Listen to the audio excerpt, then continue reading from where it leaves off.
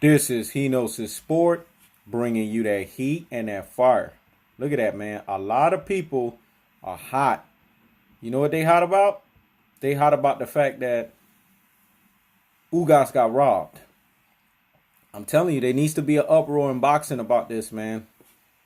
Because I called it, man. I said because Shawn Porter was sitting there and he was doing this stuff of not prepping himself, not making weight, missing weight by 2 pounds, thinking, oh, this is just a stay busy fight. If you go back and look at the first press conference back in 2018, the way he was talking about this dude, oh, I'm fighting this dude. I don't even know who his name is, Ugas. You know what I'm saying?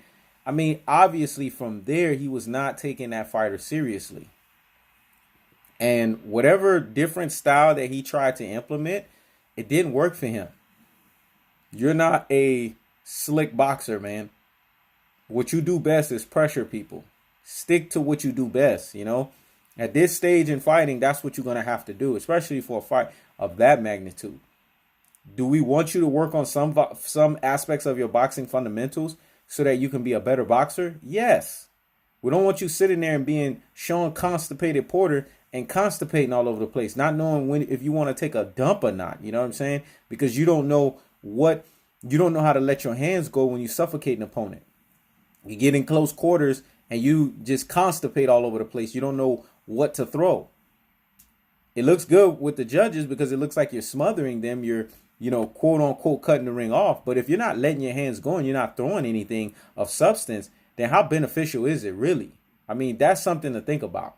And a lot of folks don't see the magnitudes behind that. But I do, because I use what's called the true boxing eye test. And the reality is this, man. Ugas got robbed. And if people go back and look at the fight, man, Ugas had a knockdown. That referee, Jack Reese, man, that's why I said that's the stuff about boxing that pisses a lot of people off, man. These judges, man, they know that Shawn Porter versus Pacquiao or Shawn Porter and Keith Thurman rematch or Shawn Porter versus Errol Spence would be marketable. You know what I'm saying? So they got to make sure that they protect Shawn Porter so that Shawn Porter does not lose a fight like that. Do you understand the type of hit that him losing the Ugas would have took to him? Now he's starting all the way from scratch in the welterweight division. And now we're talking about any one of those guys fighting Ugas. But who cares, man? If you're a true person that likes the sweet science, you want to see Ugas win that fight. Because Shawn Porter hit Ugas with a shot that staggered him. We saw his legs was wobbling. And that was impressive. That was the only impressive thing that Shawn Porter did in that fight. But Ugas had a knockdown, man. And to me, that was more impressive. And then Jack Reese, that damn referee, want to sit there and say, oh, he slipped because there was water. I mean, come on, man. If you guys go back and look, Shawn Porter did not slip. Ugas grazed him with a shot, man. He threw a looping shot that landed, and it caused Shawn Porter to fall. That, to me, was a knockdown. If you go back and look at the fight, you'll see what I'm talking about. That's why I like Ray Boom Boom Mancini when he was checking Keith Thurman's ass. Because Keith Thurman, we already know what time it is. Keith Thurman ain't fooling nobody, man. See, that's the stuff that Runtime or Duck Time like to do. He like to put the blinders over people's eyes. Because he know he want to run a rematch with Shawn Porter. Because he knows Shawn Porter has a lot of deficiencies. He knows that Shawn is Constipated Porter. And he knows that's the weakest welterweight and the easiest chance of him re-getting his unified belts back and getting his WC belt. The WC belt does belong to him, but that's his own self-inflicted fault of why it was relinquished in the first place from him. But we know you got to see it for what it is, man. He don't want to fight no damn Errol Spence. He don't want to fight no damn Terrence Bud Crawford.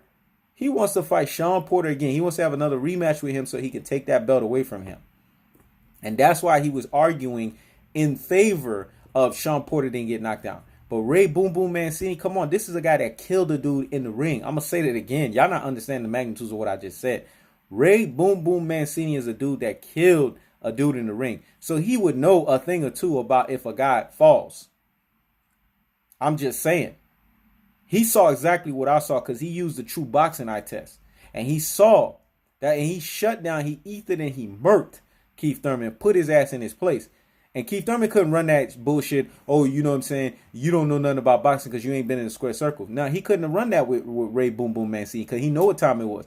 He knew Ray Boom Boom Mancini been in the square circle and done this shit at a higher level than his ass.